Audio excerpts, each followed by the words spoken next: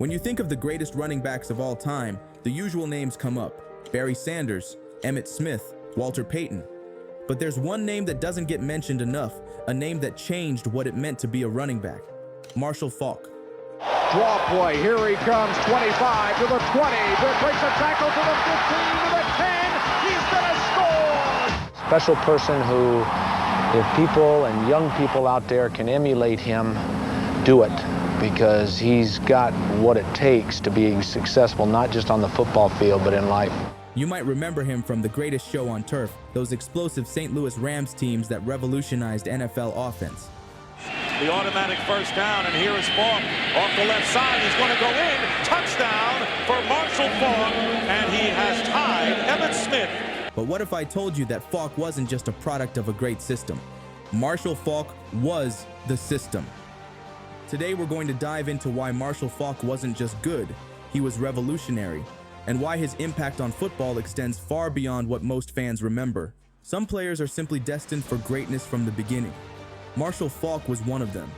There's a remarkable pattern throughout Faulk's football journey that tells you everything you need to know about his natural ability. In the first game at every level he played, 8th grade, high school, college, and the NFL, Faulk scored a touchdown. Marshall Faulk to the 40, to the 30, breaks a tackle, runs to the 20, to the 10, he's gonna score! Touchdown Aztecs on a 47-yard run! This wasn't coincidence. This was destiny. The story goes back to a homecoming game at Carver High School in New Orleans. With seconds left in a game already decided, Coach Wayne Reese put Faulk, still in 8th grade, in as spectators were already heading for the exits. What happened? Faulk caught a screen pass and took it 30 yards to the house. The pattern was established. Tonight, our look at the best high school players continues with a look at the district's most valuable player, Marshall Faulk of Carver. This would repeat itself at every step of his career. A first-game touchdown that served as a preview of the greatness to come. Coming out of high school in New Orleans, Faulk was a hot commodity. He had offers from virtually every major football powerhouse: Miami, Nebraska, LSU, Florida State, programs that dominated the college football landscape in the 80s and 90s.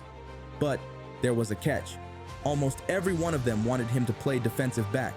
Despite his obvious talents as a running back, these top programs saw his athleticism and wanted to convert him to cornerback or safety. Faulk wasn't having it. The moment a coach mentioned playing any position other than running back, he shut the conversation down. Interestingly, Faulk's top pick was Tom Osborne's Nebraska, but Nebraska blew their chance. Here's how it went down according to Jack Pierce, the Cornhuskers off-campus recruiting coordinator at the time. "The coach who lost Marshall for us shall remain nameless. I brought Marshall to Lincoln for a visit. San Diego State's recruiting him as a running back.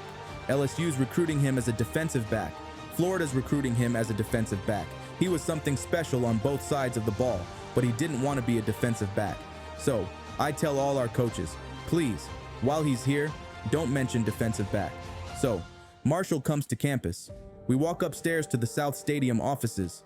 The first thing this coach who shall remain nameless says, "Boy, you're going to look good doing a backpedal." I wanted to kill him. I absolutely wanted to kill him. And San Diego State's pitch? Simple. Come to SDSU and you can do whatever you want. But getting Faulk to campus was anything but simple. The night before his official visit, Marshall's father, Roosevelt, passed away from throat cancer. Faulk still made the trip. He felt he had made a commitment, and his future was on the line. Truth be told, he didn't want to go to the funeral. He didn't want to remember his father that way. I remember getting home, finding out that my father passed away. I wouldn't leave the house. My Coach Reese had to come get me and make me go to the funeral. I mean, I wasn't ready to say goodbye. It just, you know, it wasn't time. He flew to San Diego with Aztecs receivers coach Curtis Johnson, a man who would later become a father figure and mentor. The trip itself, a disaster. Fog delays in New Orleans, more delays in Houston. By the time they landed in San Diego, they were 10 hours late. Johnson recalled the other coaches telling him, "There's no way we're getting that kid. This trip has been a nightmare." But what they didn't know was that Faulk had already made up his mind. He'd heard enough. Coach Osborne got wind that SDSU was gaining traction and flew to New Orleans to put on the full court press. According to reports, he even had Faulk pre-enrolled in fall classes. So when Faulk chose SDSU over Nebraska on signing day, it was a stunner. That decision, turning down powerhouse programs to play for a smaller school that would let him stay at running back, changed college football history. Did you ever think you could put together a night, fight like that? Well, no, I never really did, but, once I got in there, TC went down and came in, stepped in, and everything just seemed to go good. These guys here, they just blocked for me like hell. They worked their butts off for me. In today's world of NIL deals, recruiting databases, and non-stop exposure, this story would play out much differently. September 14th, 1991, San Diego State versus Pacific. Faulk wasn't even supposed to start that game. He was third on the depth chart. But when injuries sidelined the two running backs ahead of him, Faulk got his chance. What happened next was nothing short of historic. 386 rushing yards, 7 touchdowns in his first collegiate start. Let that sink in. Most running backs don't put up those numbers in a month. Faulk did it in one game as a freshman in his first start. That wasn't luck. That was a glimpse of what was coming. Over his 3 seasons at San Diego State, Faulk's numbers were staggering. Back here comes Faulk, darts right, darts to the 5, to the goal line, to the end zone, touchdown. That's 4,589 rushing yards and 62 total touchdowns in just 32 games. Here he comes, 25 to the 20, breaks a tackle to the 15, to the 10, he's gonna score! Touchdown, San Diego State and Marshall Faulk. But raw numbers only tell part of the story. It was how Faulk played that made him special.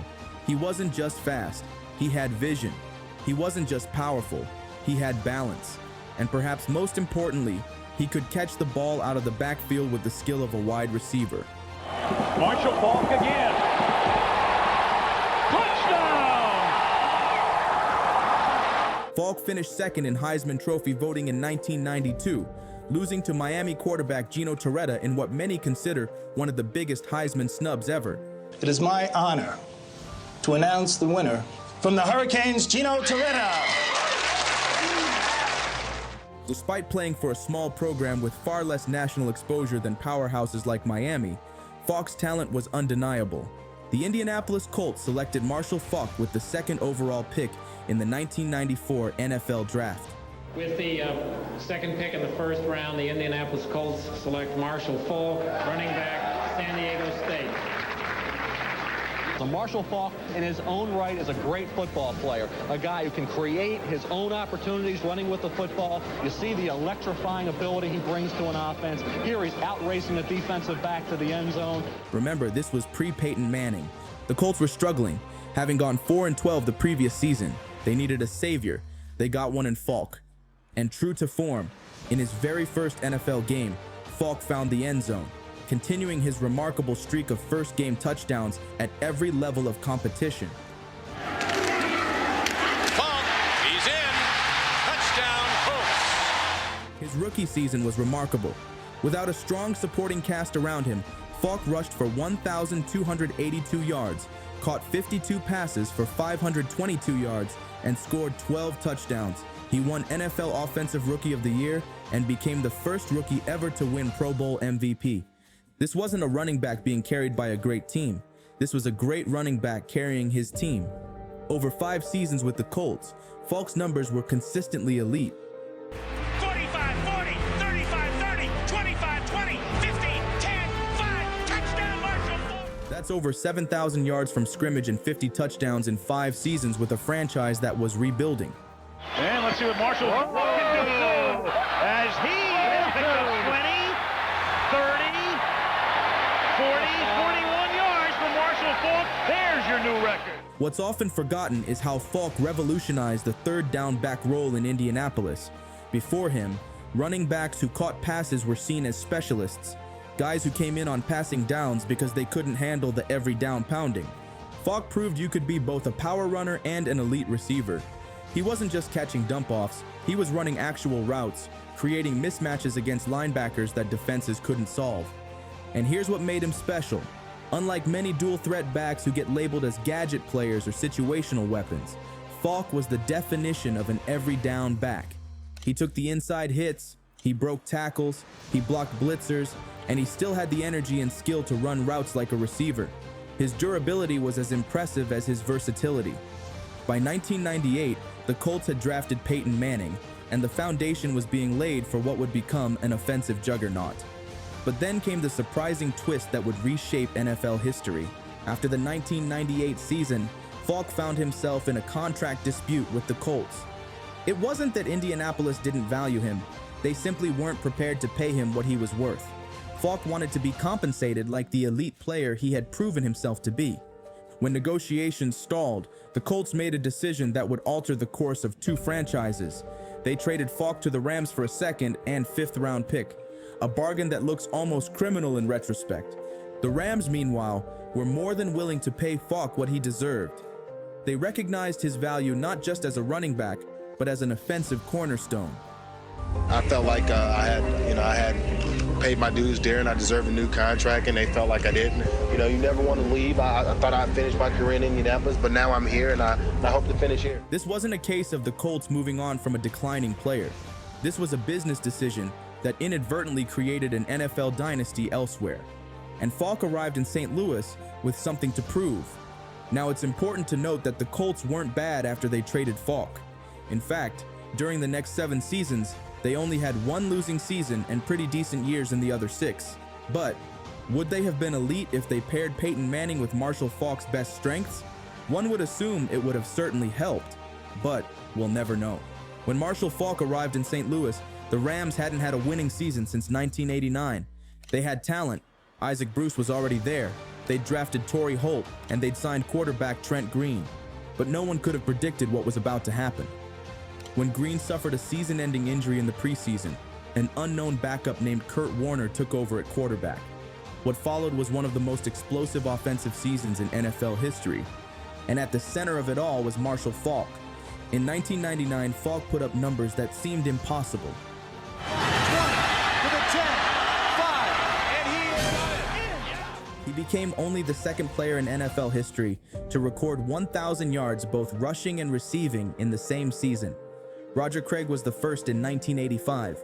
The Rams went from 4-12 the previous year to 13-3, and they capped it off by winning Super Bowl 34. But Faulk was just getting started. In 2000, he reached an even higher level, this time more than doubling his touchdown total with 26 touchdowns and an NFL MVP.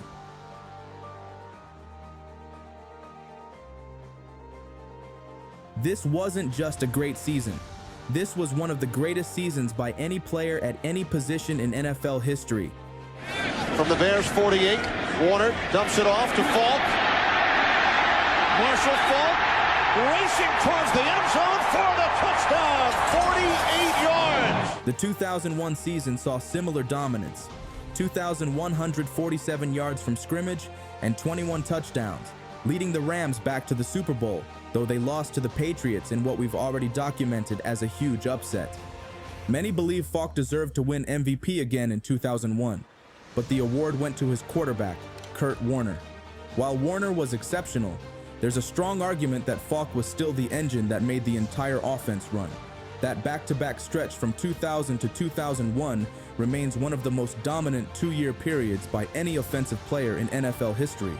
What made Faulk special in the Rams' offense wasn't just his production, it was his versatility.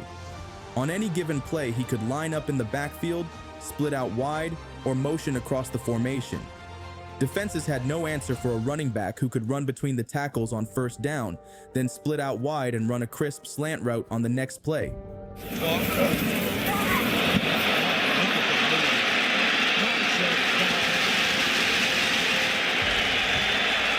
Mike Martz, the Rams' offensive coordinator and later head coach, built the offense around Faulk's unique skills. What truly separated Faulk from other physically gifted running backs was his football intelligence. This wasn't just a great athlete, this was one of the smartest football minds to ever play the game. Faulk wasn't just a playmaker, he was essentially a play caller on the field. Touchdown Rams! As smarter backs I've ever been around in my life, and I've been around some good ones. I know a few that are lawyers right now that played in the league. Yeah, and they were very smart. This guy's smart. He diagnosed blitzes before the snap, adjusted protection schemes on the fly, and understood the entire passing game from a quarterback's perspective. His teammates were often in awe of his football IQ. He would manipulate the linebackers or safeties with his eyes. He will look a certain way and stare that way to get them to kind of cheat over it, and then he'll go the opposite way. Kurt Warner has frequently discussed how Faulk would recognize defensive alignments and make adjustments before Warner himself could call them out. In many ways, having Faulk on the field was like having an offensive coordinator in the huddle. What do we want? Where are we going to put him, and how are you going to defend him in all those different spots? He knew how to get himself ready. He knew how to prepare. He was mentally going to be better than everybody he played against. Mike Martz, known for his complex offensive schemes, has stated that Faulk grasped concepts faster than anyone he'd coached. One thing that he taught me was, first thing a back does when they line up is they look at the safeties for run support. Because if he does break out, he wants to know who's got the run and who he has to beat by himself. Martz believed Faulk could have been a successful offensive coordinator if he'd chosen that path after retirement. This intelligence, combined with his physical gifts, made Faulk virtually unstoppable in his prime. He wasn't just executing plays, he was enhancing them through his understanding of defensive vulnerabilities. He was one of the greatest, arguably the greatest running back to ever play the game. I'm talking about in all phases: blocking, running the ball, catching the ball out of the backfield, and a bona fide leader. Marshall made many of the checks for the quarterbacks earlier in some of those quarterbacks' careers, and he was just that smart. And we worked beside one another for over a decade at the NFL Network, so I know him. He is not just a friend. That's my dog. That's my boy. That's my man. I mean, I got love for Marshall Faulk. So he's doing it. He didn't have to. Marshall don't need no money. He's great. So for him to want to come and help these young men and help us do what we're doing and these guys to elevate to the next level, that's tremendous. I'm proud. I'm happy. I'm thankful. I'm elated. In an era before running backs commonly wore radio headsets to hear play calls, Faulk was already processing the game at a coach's level. He didn't just know the playbook. In many ways, he was the playbook. By the time Faulk retired after the 2005 season, his career statistics were staggering. Takes the hand off, running right, looking for a hole, bounces back left inside the 5 to the goal line, touchdown! He was named to the Pro Bowl 7 times, was a 3-time first-team All-Pro, won Offensive Player of the Year 3 consecutive seasons from 1999 to 2001, and was named NFL MVP in 2000.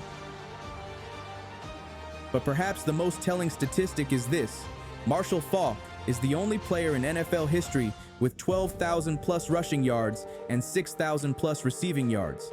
That's not just versatility, that's dominance in multiple phases of the game.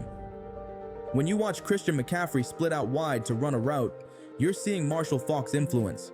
When you see Alvin Kamara motion out of the backfield to create a mismatch, that's Marshall Faulk's legacy. When Austin Eckler catches a screen pass and turns it into a touchdown, he's following a path that Marshall Faulk blazed. The modern NFL values versatile running backs more than ever, and every single one of them owes a debt to Faulk. He wasn't the first running back to catch passes. Players like Roger Craig and Thurman Thomas had done that before him. But Faulk took the dual threat concept to a completely different level. Former NFL defensive coordinator and head coach Rex Ryan summed up the challenge of facing Faulk. Defensive coordinators simply had no answer for him. You couldn't put a linebacker on him because he'd burn them in coverage. You couldn't put a defensive back on him because he'd run right through them. He truly had no weaknesses. LaDainian Tomlinson, another all-time great running back, has acknowledged Faulk's influence on his own game and how Faulk showed that running backs could truly do it all. Despite his incredible accomplishments, Marshall Faulk somehow remains underrated in discussions about the greatest running backs of all time. We talk about Walter Payton's heart, Barry Sanders' cuts, Emmitt Smith's rings, but the one back who could truly do it all at an MVP level was Marshall Faulk. Yet somehow he's not in the GOAT conversations nearly enough. Perhaps it's because he played during an era that featured other legendary backs, or maybe it's because his time with the greatest show on turf was so spectacular that it overshadowed his earlier excellence with the Colts. Whatever the reason, it's time we recognize Marshall Faulk for what he truly was, a revolutionary player who changed football forever. He wasn't just part of a great offense. He was the prototype for what modern NFL offenses have become: multiple, versatile, and impossible to predict. Explain that. You can't play-by-play that. You can't tell somebody what I just saw. Holy smokes. The NFL Hall of Fame got it right when they inducted Faulk on his first ballot in 2011. His bust in Canton cements his place among football's immortals. But for those of us who love the game, we should remember Marshall Faulk not just as a great player, but as a transformative one. A player who didn't just excel within the existing boundaries of his position, he expanded those boundaries for everyone who came after him. Marshall Faulk wasn't just better than you thought. He was better than the entire concept of what a running back was supposed to be. And that, more than any statistic or award, is his true legacy. Nyberg to the near side. Here is the give. Faulk runs right, 40, 45, 50, streaks down the sideline. Gonna go all the way. Touchdown, San Diego State. Marshall Faulk, 61-yard run.